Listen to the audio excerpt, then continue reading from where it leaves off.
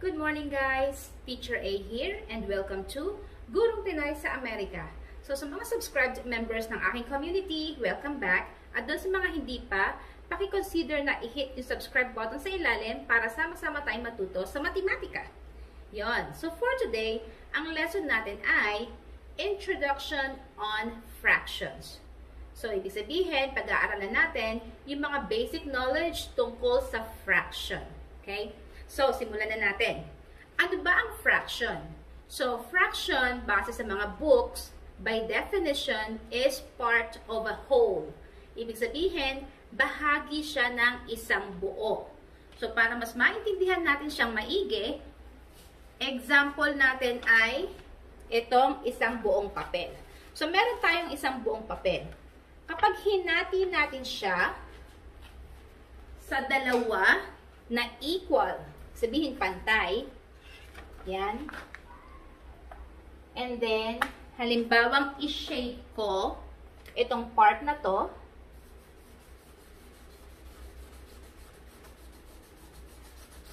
So, itong shaded part na to, kung kukunin ko yung fraction niya, siya ay 1/2.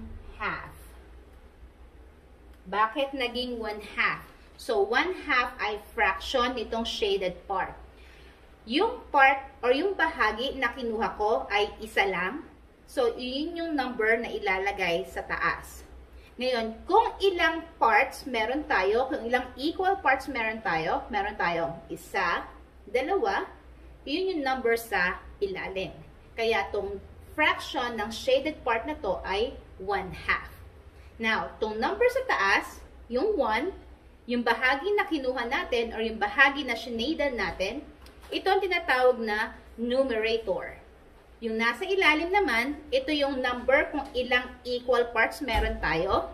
Ito yung tinatawag na denominator. Itong guhit na to sa gitna ay tinatawag na fraction bar or division bar. Okay? So, ito ang ating first example. Second example. Meron ulit tayong isang buong papel. Now, hatiin natin siya ng equal. Ayan. So, lagay natin dito. So, example number 2. So, halimbawa na mag-shade ako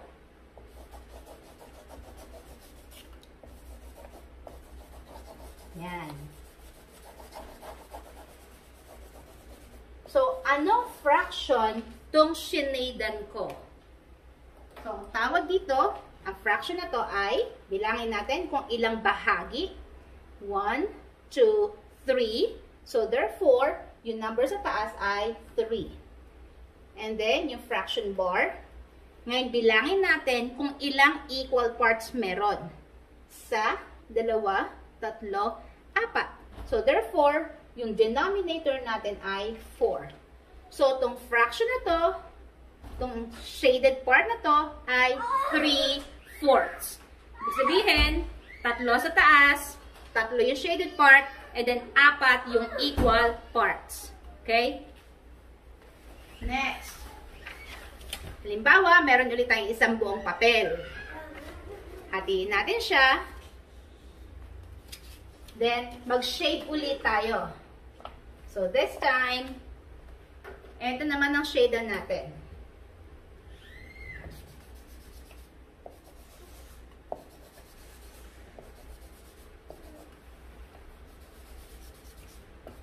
Yan. So, anong part yung shaded dito sa ating papel? Bilangin natin kung ilang bahagi ang may shade. 1, 2, 3, 4, 5. So, therefore, ang numerator natin ay 5 over yung fraction bar natin. Ilang equal parts meron tayo? Ilang hati ang ginawa natin? 1, 2, 3, 4, 5, 6, 7, 8. So, meron tayong 8 hati. Therefore, yung fraction ng shaded part sa example na to ay 5/8.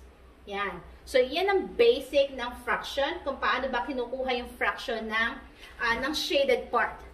Now, this time, pag-usapan naman natin yung mga fractions na kung saan ang numerator or yung number sa taas ay 1. Lahat ng fraction na ang number sa taas ay 1, halimbawa 1/2, or let's say meron tayong 1/4, 1/3, 1/5, basta ang numerator ay 1, sila ang tinatawag na unit fraction.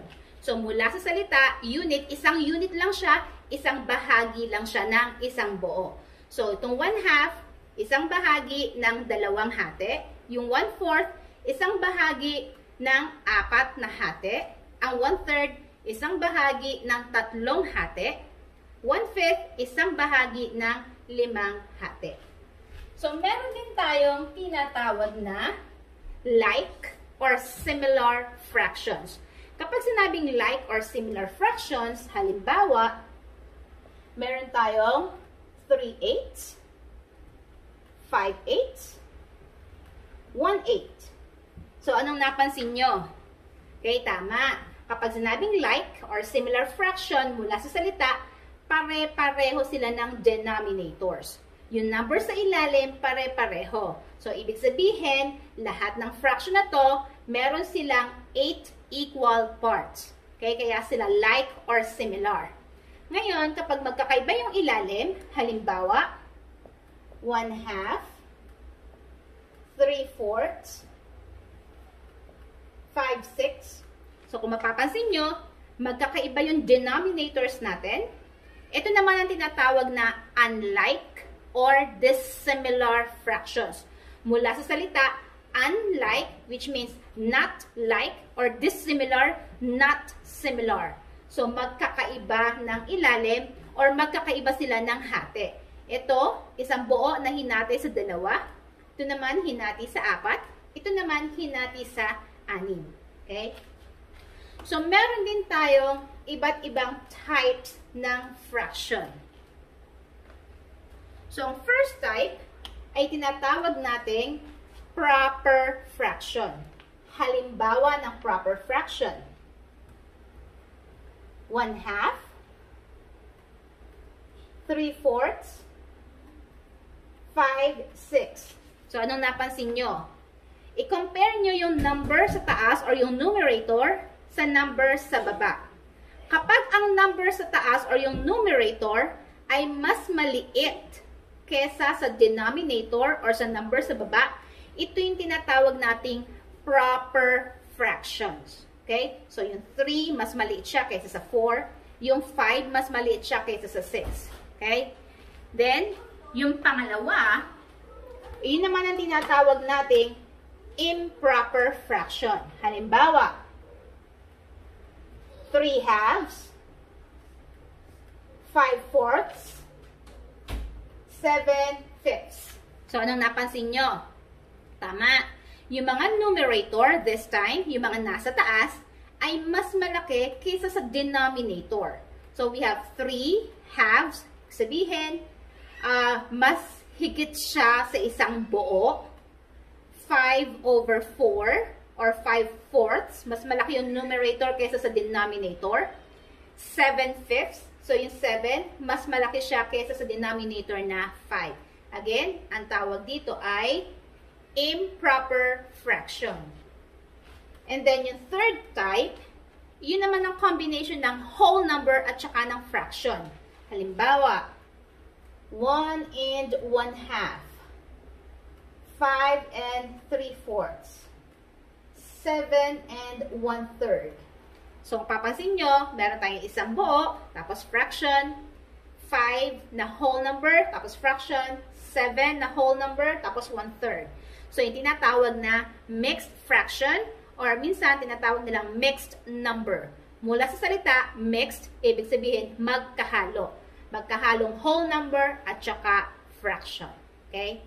So, iyon yung tatlong klase ng fractions. So, this time, punta tayo sa second part ng lesson natin na kung saan i-convert natin yung mixed number, katulad ng 1 and 1/2, into improper fraction. So, paano ba mag-convert ng mixed numbers into improper fraction? So, ganito ang gagawin natin. Yung number sa ilalim or yung denominator, i-multiply lang siya sa whole number. Then, i-add sa numerator yung sagot. And then, kokopyahin yung denominator. So, paano yon? Halimbawa, 2 times 1 ay 2 plus 1 ay 3. So, first step, iyon ang magiging numerator natin. Second step, kung ano yung denominator sa mixed number, kokopyahin lang natin siya. So, ang sagot sa 1 and 1/2 ay 3 halves. So, ganun lang siya kasimple. Next, halimbawa, meron tayong 3, let's say, and 3/4. So, same step. Multiply yung nasa ilalim at i-add yung nasa taas or yung numerator. So, solve natin. 4 times 3 ay 12 plus 3 ay 15. Over, second step, kopyahin yung nasa ilalim na 4. Therefore, ang sagot ay 15 over 4. Last example. Halimbawa, meron tayong 6 and 1/3. So, same step. I-multiply yung whole number at yung denominator. Tapos, kung anong sagot, i-add yung numerator. So, 3 times 6 ay 18 plus 1 ay 19. And then, second step, kopyahin yung ating denominator, which is 3. Therefore, ang sagot natin ay 19 over 3. So, this time, ang gawin naman natin ay ang kabaligtaran, na kung saan, given yung improper fraction, i-convert natin siya into mixed number. Halimbawa, 4/3. So, ano ba yung equivalent na mixed number ng 4/3? Isang operation lang ang gagawin natin. I-divide lang natin sila. So, 4 divided by 3. So, yung number sa taas, divided by number sa baba. So, 4 divided by 3 ay 1. And then, 1 times 3 ay 3. And then, subtract natin sila. 4 minus 3 ay 1. Now, paano natin isusulat to? Yung quotient na 1, yun yung magiging whole number natin. Yung remainder na 1, ito yung magiging numerator. And then, yung ating divisor na 3, which is yung denominator din sa original, iyon pa rin na magiging denominator natin. So, therefore, ang sagot sa 4/3 ay 1 and 1/3. Okay? Example number 2. Halimbawa, meron tayong 5 halves or 5 over 2. So, same step. I-divide natin yung number sa taas or yung numerator by the denominator or yung number sa baba. So, 5 divided by 2. So, ilang 2 ba meron sa 5? Or 5 divided by 2?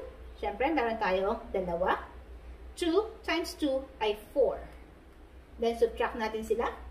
5 minus 4 ay 1. So, katulad kanina, kung ano yung quotient or yung sagot, yun yung magiging whole number natin.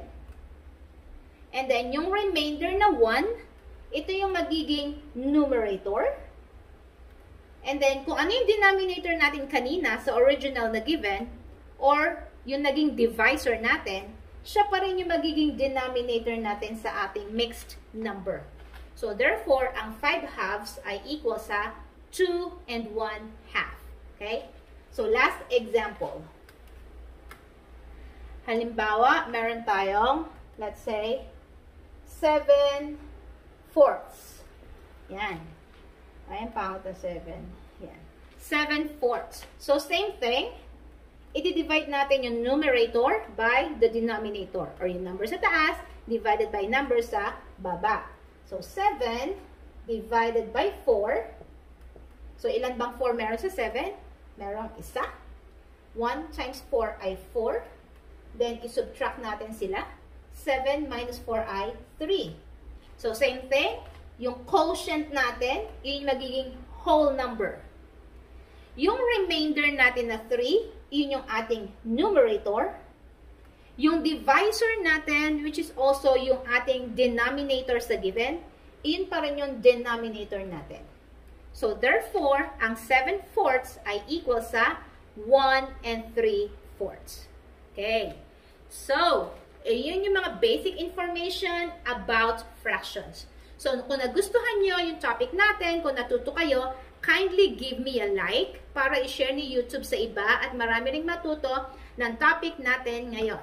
So, see you on my next video. Paalam!